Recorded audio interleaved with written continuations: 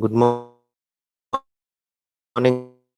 Welcome to in the session. We will look into the PHP classes and objects.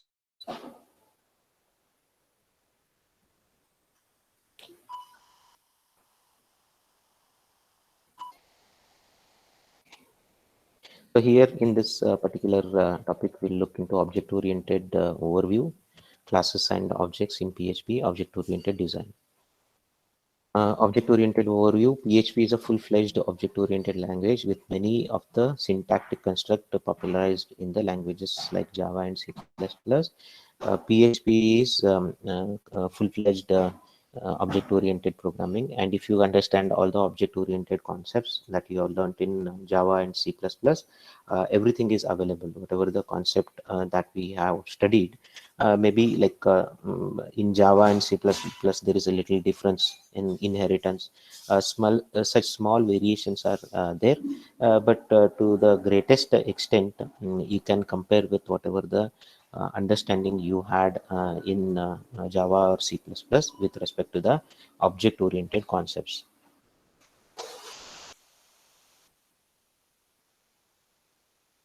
PHP, they did not support the object-oriented, and PHP 5.0 and later they support the object-oriented programming. The notion of programming which objects allow the developer to think about an item with a particular properties, also called as a data members and methods. The structure of these objects is defined by the class which outline the proper print. First, before we get into the details of the PHP, first we will understand the basics of the object-oriented programming. First thing is what is an object?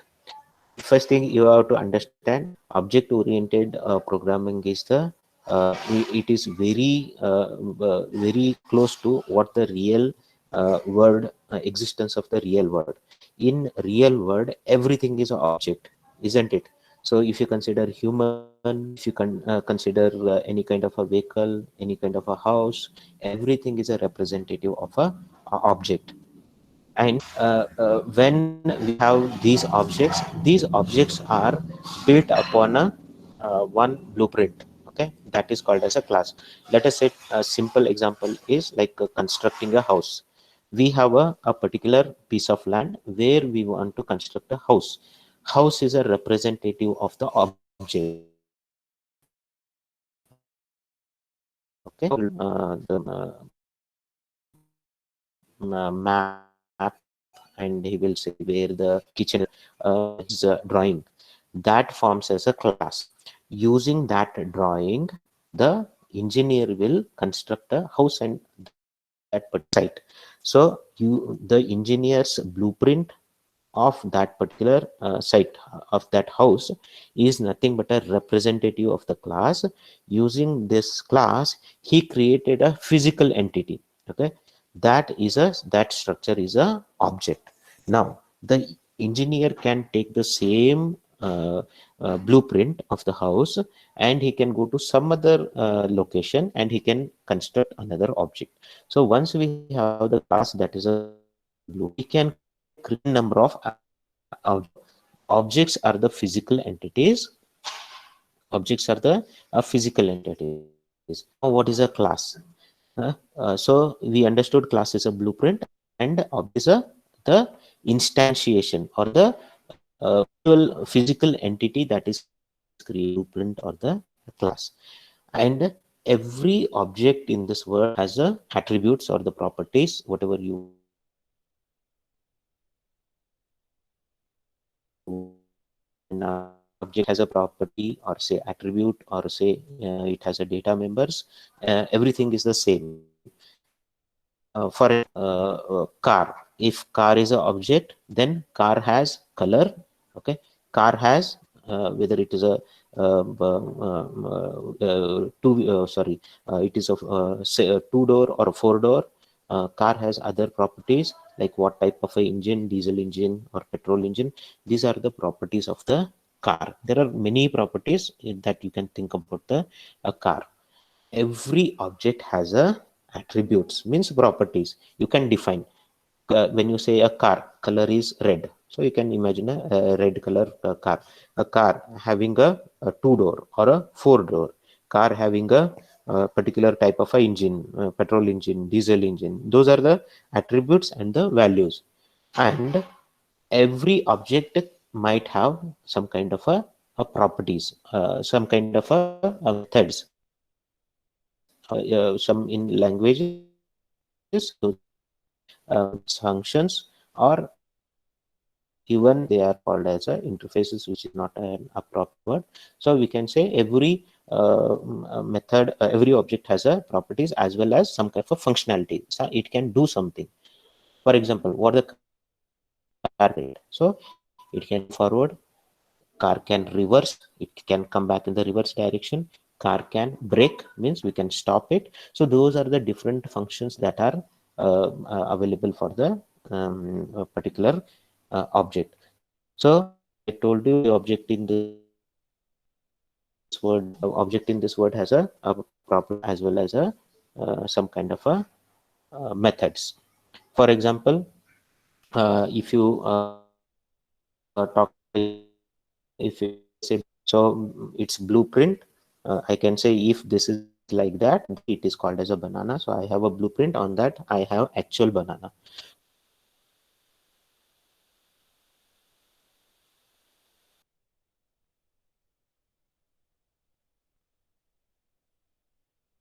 So different size. Then taste. Okay, sweet, sour, different it has is so that is the method by virtue of it will ripen. Of banana has color, okay, has taste, has size, and it ripens the functionality. So that is how you have to think about the object, the classes. Each variable created from the class is called as an object or the instance. So I told you the example, civil engineer using the blueprint creates the house. That house is called as an object of this class, or that house is called as so every object it is a particular class. Each object maintains its own set of labels and behaves independently from the class once created. So once the object is created, all the properties. Suppose I have a car object created, one car with a blue color, one car with a red color. Once these objects are created, they maintain their own set of attributes, right? Variables and their own set of functions. Here is another example. We have a book class, what is called as a book. Okay, the book is a one which consists of a like a title, which has a author, and it has number of pages. So that will make that is a definition. That is a crude definition of a book. You can have more sophisticated definition of the book. That definition forms as the class of the book.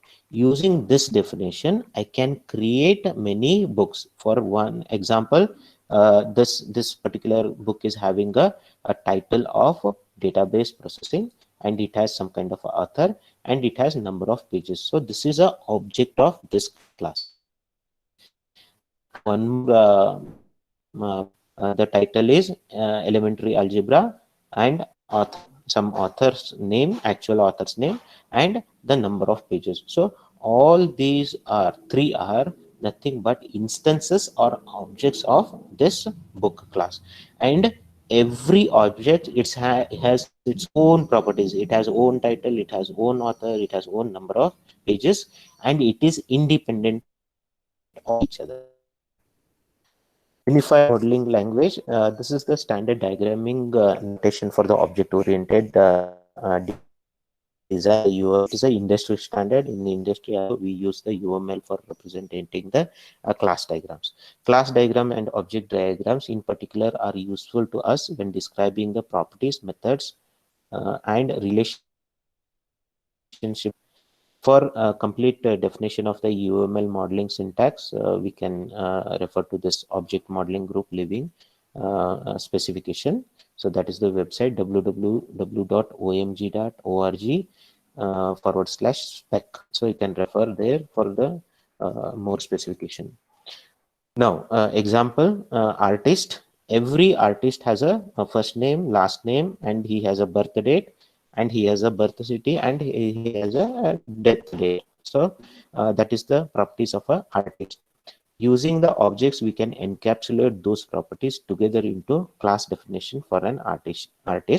So using this, we can create a class, and using that class, we can create a object of the artist. Then using UML, how we can represent? This is the representation using the UML. The class name, the top rectangular box gives the class name. Here the class name is artist, and these are the different properties that this particular class has: first name, last name, birth date, birth city. Those are the different properties. And this on the right hand side, this specified what data type it is. So this one is string, birth date is a date, birth city is again string, and death date is a date. Then this side, it indicates the accessibility. Accessibility means what? Whether these are accessible or not. So there are three levels of accessibility. One is public, one is private, another is protected. When this plus indicates it is public. When an member is having a public accessibility, it is accessible within the class itself, and also it is available to any object of this class. So whichever whichever code is creating a particular class object, using that class we can access these public attributes or the methods or the properties. Now, using this class, we have two objects created. So the first object, the object name is $Picasso, and it is of type class artist. And you can see now we have the actual values for these properties. First name is given Pablo, last name Picasso, birth date is given, city is given, and death date is given. So this forms the actual object. And one more object we have of this type only, dollar Dali, and it is of a class artist, and first name is Salvador, last name Dali, and so on other information. So these are the two different objects we created which are of type class artist. And these are the different levels we can represent in the UML diagram. Just if we have the rectangular box, and inside that we have the class name. So this represents, this is artist is a class. And next level, artist and what are the properties that are available. Next, artist, what are the property that are available and what are their accessibility, whether they are public, private, or protected. Next is artist class name, what are the properties and what is their data type. And this is the highest level of information. We have the class, we have all the properties, their types, and whether they are accessible or not. Server and desktop objects. So there is a difference between when we are handling the desktop objects and handling the server objects. Normally when desktop objects are created, once they are created, it is used by for all the functionality, for all the tasks, and at the end the object will be closed when the application is no more required. But in case of a server objects, the server objects gets created with a individual HTTP request, and whenever we have that request, that particular object is created. When that request is processed and response is given, the object's life cycle ends there. So there are thousands of users of the web applications. The with every HTTP request, the objects will get created. The life cycle of that particular object is that HTTP request. At the end, the objects will be will be once they are created, used, then they will their reference is lost, means they are recovered by the garbage collection or whatever. Those objects will not be available. While desktop softwares can load an object into memory and make use of for several user interaction, PHP object is loaded into memory only for the life of that HTTP request. So that you have to remember. We must use classes differently than the desktop world, since the objects must be recreated and loaded into memory. Unlike the desktop, there are potentially many thousands of users making requests at once. So, not only are objects destroyed upon responding to each request, but memory must be shared between many simultaneous requests, each of which may load objects into memory, or each request that requires it. So, objects are created based on the how many HTTP requests are coming, and once request is responded with, those objects will be destroyed. This is the example of a desktop application. So you can see the desktop application, and we have the object here, application Z process. But in case of a browser application, many users will be coming in with different kinds of a request, and for each of those requests, the objects are created. Once response is given, those objects will be removed or the destroyed. Objects and classes in PHP. How do we define the classes? The PHP syntax for defining the classes uses the class keyword followed by the class name and a pair of curly braces. This is you can correlate with many other language. In case of a PHP, the way the class is defined is very simple and very intuitive, and it goes in line with the Java. We have a class keyword, name of the class. Inside the curly braces, we give all the required properties and the methods. So here we have 5 properties: dollar first name, dollar last name, birth date, so on, and all of them are public. So this will create the definition for the class artist.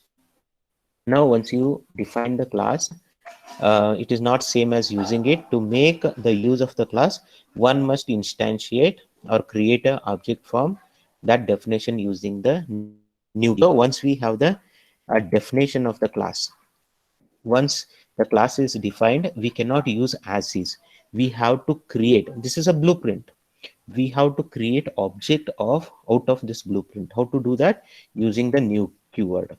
Now dollar Picasso is equal to new artist and parenthesis, empty parenthesis, semicolon. Now this artist is a class. Now new method will create a new object of type artist and assign to dollar Picasso variable. Similarly, dollar Dali is equal to new artist, empty parenthesis, semicolon. This will create a new artist object and it will assign to the Dali.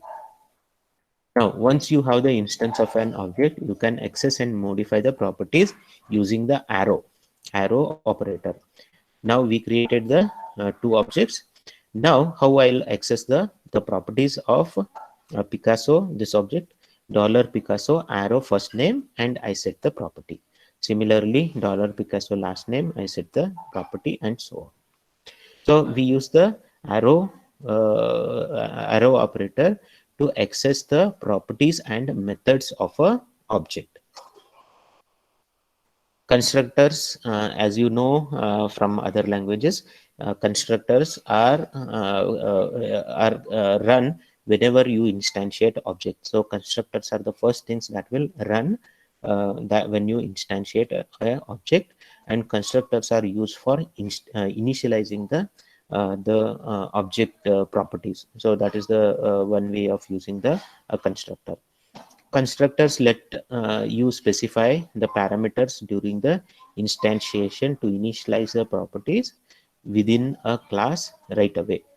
In PHP, constructors are defined as functions. Similar to other language, these are functions. With the name, you will have underscore construct and empty parenthesis. When you have like this is nothing but a constructor. Notice that the constructor, each parameter is assigned to an internal class variable using the $this and the arrow. In Java programming, you have a this. This will always reference to the current object. Whenever we are referring to the members inside the class, we normally use the this. So in case of a PHP, what we have to use $this and arrow syntax. You must always use dollar this syntax to reference all the properties and methods associated with the particular instance of the class. Okay, before we get into the next, we will see a one code example of this, how the classes is created and how it is executed. Okay, I have directly in the htdocs. This is XAMPP, or maybe I have that. Okay, here it is. Then I have a class demo.php. Let me open this. Okay, so here this is the example. I created a class artist, all the same names, first name, last name, birth date, all those things, and plus I have one more function, public function, output. It should be output as table. And here output as table function I have, and inside that what I am doing, echo name, then concatenation dollar this. So when we are accessing any of the member, we have to use a dollar this arrow first name, then dot next line. So it will put into a next line, then echo last name dollar this arrow L name, that is a last name, and a break. So this is what is going to happen. Now I have created a new object of class new artist assigned to dollar Picasso, and each of the properties I have set dollar Picasso arrow f name Pablo and so on. All the information is set. Then what I'm doing, echo break concatenation class demo artist details concatenation break, then echo dollar Picasso, and I'm calling this method. So arrow output as table. So I'm calling this as output as table. So this will show me the this echo will, what it will do, it will echo it to the browser. So I save this and we will run this. Before running that, we have to start the XAMPP.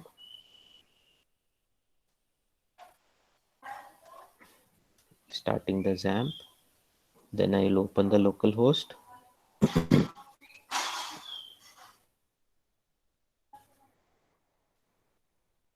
Okay, server is running. Then I will have class demo.php. You can see here. Uh, so here what we are doing, this is nothing will displayed on the browser, because these are all PHP code. Echo, these two will get displayed on the browser. What will be displayed first? Class demo artist details, class demo artist details. After that, dollar Picasso, this object what we created, and I'm calling the output as table method. So it will call this method. Inside this method, again I am painting these two values, name, first name, and the last name Pablo and last name Pablo. This is how we are going to display the information. Okay, so constructor, we already saw. This is how we can create a constructor. If you want, we can change that particular code, and we can include a constructor. How to include a constructor? You will say function underscore underscore construct, and we are passing 5 parameters: first name, last name, city, birth, and death as null. Then inside the constructor, dollar this arrow, this is how we reference to all the property and the methods, and we are setting whatever the value that is passed through the constructor. First name is set to the first name, and so on. Now how to create a object? Now we have a constructor which can take parameters, like 5 parameters, and it can initialize. Instead of doing like this, what I have done here, this is inside the class, and once I have the class here created, and then outside the class what I'm doing is I'm specifying their values. Instead of doing this way, we can include the constructor here, and when I'm creating the object here, when we are creating the object artist, inside this parenthesis I can give the 5 values similar to this. So this will call the constructor, it will pass the values to the constructor, and constructor will assign all the properties. So now $Picasso new artist, all these values will be set to the properties of this particular artist, and this will create one more object of the artist with these values. And methods or the functions, except they are associated with the class, same, it is exactly like a properties. Methods also belong to the class, and every object you create will have access to this class, depending upon the what kind of accessibility you have provided for those. They define the task each instance of the class can perform, and are useful since they associate behavior with the objects. So we have the properties. Along with the properties, we have to include the behavior, and behavior can be incorporated using the functions or the methods. Here example, $Picasso new artist, you are going to pass all the parameter. Echo $Picasso arrow output as a table, and no parameters here. Basically, this example, particular example, is displaying it as a table. Now my implementation is very simple. I did not go for the table.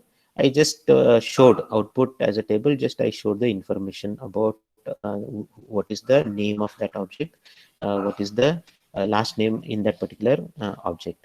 Here what we are doing is that this is a table structure. Other than that, both are exactly the same.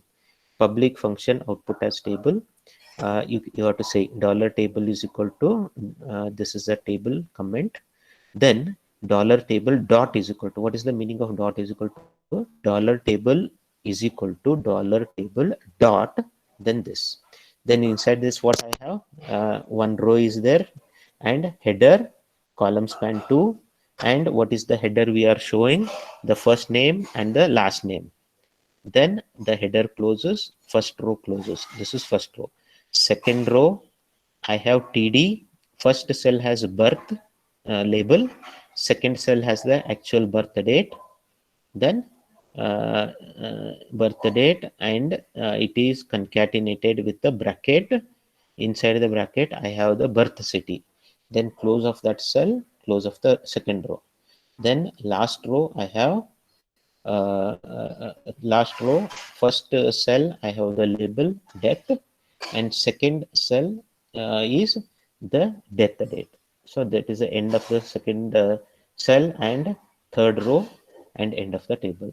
Return table. So whoever is calling this particular method, it will return the table. Maybe you will call the echo $Picasso dot output as table, empty parenthesis and semicolon. So it will return this table, and that table will be displayed on the browser. So how to incorporate the methods into UML? We already saw. This is the name of the class. These are the properties, data types of the properties. This is accessibility, public, private, or protected. Plus is for public. Then we have artist, string, comma, there are 5 strings. This is the representation of the constructor, means this class has a constructor. Then we have one function, output as table, which is public, and it returns string value. Or it can be represented like this, underscore underscore constructor and all the string parameters. Now visibility, I talked about the visibility of the property and the method that are inside the particular class. So there are 3 levels of the visibility. One is the public. When we have the public property, visibility property for visibility for any property or a method, it is accessible inside the particular class, or any object that has access to the object will be able to access that particular property or the method. If I say private, that particular property or method is only accessible inside the class. For example, okay, so I have a class. If I set this as private, this first name is only accessible to the constructors and the functions. Outside this class, it will not be accessible. And third one is the protected. When we say protected, certain property or method is protected, it is only accessible inside the class or the child class, whichever is inheriting that, it will be accessible inside that. So this is the code example for the visibility. I have class painting. This is the opening of the class. This is the closing of the class. Inside that, I have two properties: public title, private dollar profit, and two more functions are there. Public function do this, where dollar a is equal to dollar this arrow profit, dollar b dollar this arrow title, dollar c um, dollar this arrow do secret that. Okay, this is the function. This is a private function, do secret that, and it has some kind of an implementation. Now inside this class, whether it is a private, these both are accessible to all the functions. So dollar title or dollar profit, wherever it is used, you can see title is used here, okay, and dollar profit is used here. This is public, this is perfect fine, there is no issue. And you can see this function is a private function and it is called by other function. As long as you are inside the class, you have full access to whether it is a private or a public or protected, we have full access. Now we have certain code piece which is outside this. To create the object $p1, do it will create a object of this and it will give reference to p1. Now using that $x is equal to $p1 arrow title. So if you see the title, it is public, this is acceptable, it will work fine. Next, $y is equal to $p1 arrow profit.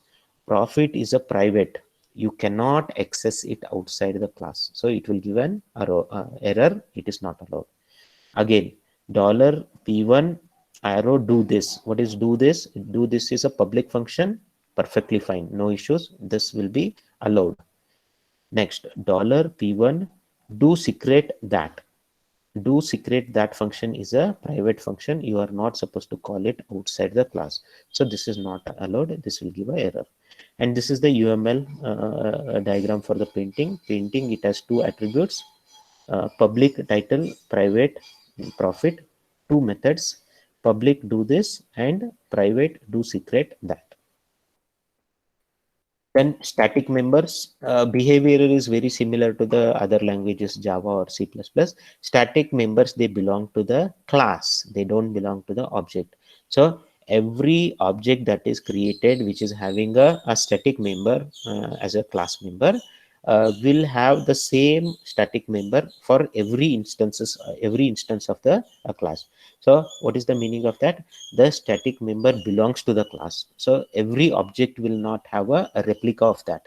If you have a non-static members, every object will have its own copy of the that property or a method. But static member is not like that. A static member is a property or a method that all instances of the classes share. Unlike an instance property where each object gets its own value for the property, there is only one value for the class static property. Okay, so there is only one value for the class. Static members use the self colon colon. So this is the syntax and are not associated with one object. They are associated with the class. They are not associated with the object. They can be accessed without any instance of an artist, okay, artist object, by using the class name. It is exactly same as the Java programming, where if a member is a static, I don't need an object, I can use the class name dot, I can access that member. In case of a PHP, we can say name of the class colon colon the name of the static member, okay, whether it is a property or a method, you can access. This is the example. You can see we have this is the class artist same. We have one more member here, public static artist count is equal to 0. This is the one member. This member belongs to the class, not to the objects. Now we have a constructor here, and which will initialize all these values. And if you see here, this constructor, this member, which is a static member, we have to access it through the self, not dollar this. You have to remember that every static member we have to use self colon colon dollar artist count plus plus. So what it is doing is, whenever you are creating a new object, the constructor will get fired. When constructor get fired, this value will increase. Let us say right now there is no object. User creates one object, then what happens? First object, all these values will be set for that object, and count will become 1. So this value will become 1. He creates one more object, count will become 2. And so that is how we can keep a count of how many objects are getting created. So this is the example. This is the class we have, and this is the static member. I created the first object, dollar Picasso. All the values are same, Pablo and all those things. Now, self colon colon artist count, it refers to the this only.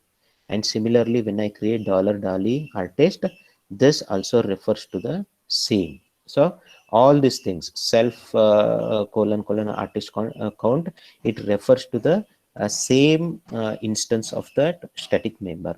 Now we created two objects, its value will be 2. It can be seen from all the objects, the value will be exactly the 2. Constant values can be stored more efficiently as a class constant, so long they are not calculated or updated. So we can create the constants using the const keyword, const keyword. How to create that? Const, name of the constant, and you store some kind of a variable. Unlike other variable, constants do not use the dollar symbol when declaring or using them. So you can see, we while declaring or while using, we don't say the dollar. We will directly use their name. uh, Accessed both inside and outside the class. How to access inside the class? Inside the class, if there are constant created, we say self colon colon earliest underscore date, similar to the static member. And if you are outside the class, whatever the class reference you have, means whatever the object you have created, that class reference colon colon and name of the constant. Next, object oriented design. Perhaps the most important advantage of the object oriented design is the possibility of a encapsulation. And what is a encapsulation? Encapsulating the data and methods inside, that is the encapsulation, where we will not give access to the external entities to access our data. So that is a encapsulation, encapsulating the property and the methods inside one box. You can think that is an encapsulation.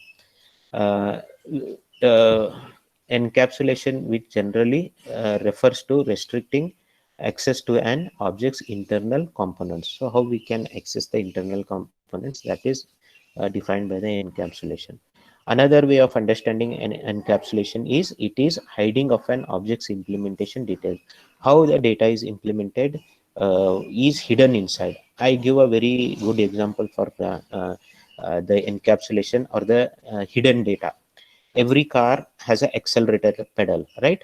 Accelerator pedal is the public handle that is given to the user. Using by pressing that accelerator in a car, you know car will accelerate, but you don't know how it is implemented inside, in which car how much diesel or petrol is put inside the injected inside the engine. That details are hidden. Okay, that details you don't know. By pressing this much, you don't know this much ml will come out of the tank and goes to the engine. You don't know, that implementation is hidden.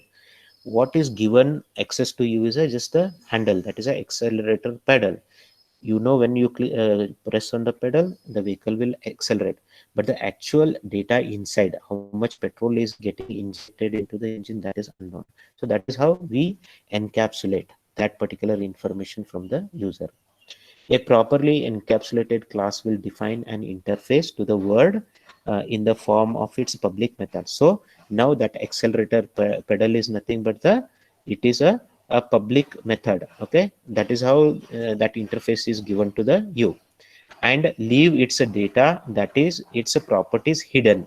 So how much petrol is getting injected, that is hidden, you don't know, that is a private information. If a properly encapsulated class makes its properties private, then how do you access them? We can set a getters and the setters. Getters are basically, it will get the value, setters will set the value for the property. Getters return variable value, often very straightforward and should not modify the property. Suppose if you want to get the name, first name, you will have a property, a getter property, a getter method, public function get first name, and return dollar this first name. So this method is public and this particular property is private. Okay, that is how using this method you are getting the values. And if you want to set the values, you will use the set method. You will say set birth date and you will pass the birth date, and you are going to validate the birth date. If it is correct birth date, that you are going to set. How to set? Dollar this birth date is equal to dollar date. Okay, this is just some implementation they have, some logic they have included. Basically set birth date, you just validate whether it is a right birth date, make it as a date object, and set it to the birth date property of the object. So this is the UML. UML will give a clear picture of what is the data encapsulation. You can see here artist count, this is a static member, it is private. The minus sign is all private, so these private members are only accessible inside the class. So all properties are private, and we have constructor, we have public output as a table, so it is going to display this information. So these variables are these properties are available inside, so this can easily display them. Then I have all the getter methods, starting from get first name, the get first name, to the get birth city, all are there. Then one more function, get earliest allowed date, so it is giving some earliest allowed date. Get artist count, so get artist count will give me the count, it will show this count. And which are the setters? Set last name, set first name, set birth date. If you see here all these are public, and outside the class, wherever the object is created, on top of that object we can call these getters and the setters. Data encapsulation example we have, this is a HTML document, we have included artist.class.php, so we have included this particular PHP, which is this is the UML. Corresponding PHP code will be there, which has a class definition. That file is included.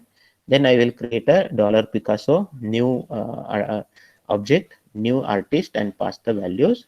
Then output some of its fields using the getters, echo $Picasso arrow get last name, so it will get the last name.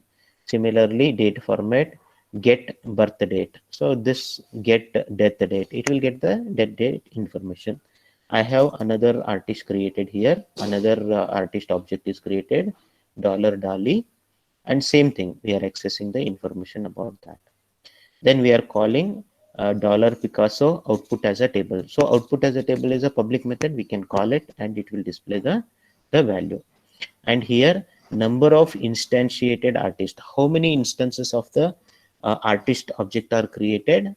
So we know that this is a public this is a static method, okay, and we can call it using the class name. So we are not calling as a $Picasso arrow get artist count, we are calling using the class name colon get artist count, it will get the values. So one of the things here is when you have the get artist count, if this is accessing the static variable, then this method is also static. You define this method as public static. So same as Java. If it is accessing any static, this method is also a static. When you have method as static, you can access it using the class name instead of the object reference. Inheritance enables you to create a new PHP classes that reuse, extend, modify the behavior that is defined in the another PHP class. So if you want to access some of the functionality or the some of the properties and build a new classes, you can use the inheritance. Already you have certain classes with certain properties, and you can build new classes using that in inheritance. PHP allows only you to inherit from one class. This is similar to Java. Unlike C++, you can inherit from only one class, and the class which is inheriting is called as a subclass or the derived class, and the class being inherited, excuse me, the class being inherited is called as a superclass or the base class. PHP class is defined as a subclass by using the extends keyword.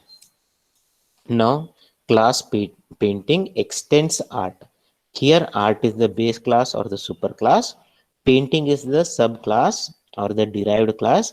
We are extending from the art. So, whatever the properties that are public and protected in art, whatever the property as well as the method, that will be inherited to the painting. So you can see here, art has name artist, created year, all are private, and to string, get name, set name, all these are public. So it is going to inherit. So this is the how we represent the arrow here to the next class shows that painting is inherited from the art, or painting is subclass of art.